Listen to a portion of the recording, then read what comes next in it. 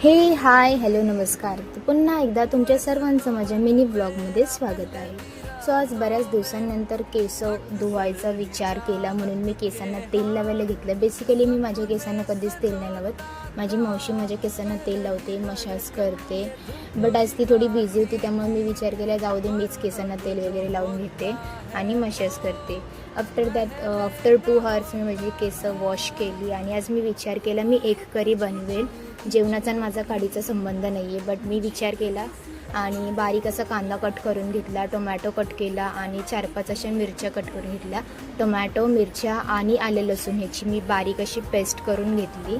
त्याच्यानंतर मी जे उकडलेली अंडी होती ती सोलून घेतली आणि घरचे करतात त्याच्यापेक्षा काहीतरी वेगळं करावं असा विचार आला माझ्या मनात. त्यामुळे मी डायरेक्ट अंडी न हे करता मी अंडी कट केली मधून.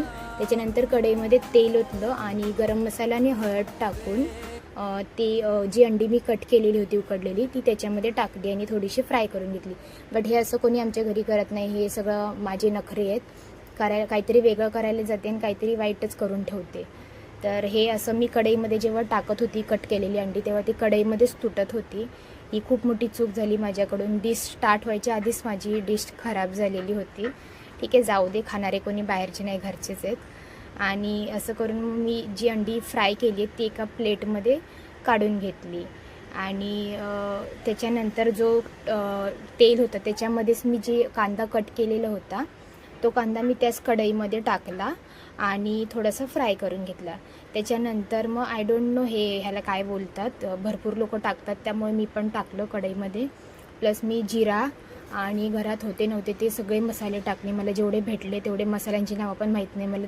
गरम मसाला, हळद वगैरे सगळं मी टाकलं. जे मला भेटलं ना ते सगळं मी कढईमध्ये टाकलं आणि त्याच्यानंतर मस्त असा कांदा फ्राय करून घेतला आणि कांद्याला चांगलं तेल सुटूस तोपर्यंत कांदा फ्राय करून घ्यायचा. त्याच्यानंतर मग मी जी पेस्ट केलेली होती टोमॅटो, मिरची वगैरे, आलं लसूण टाकलेली ती पेस्ट मी टाकली आणि मस्त फ्राय करून घेतला.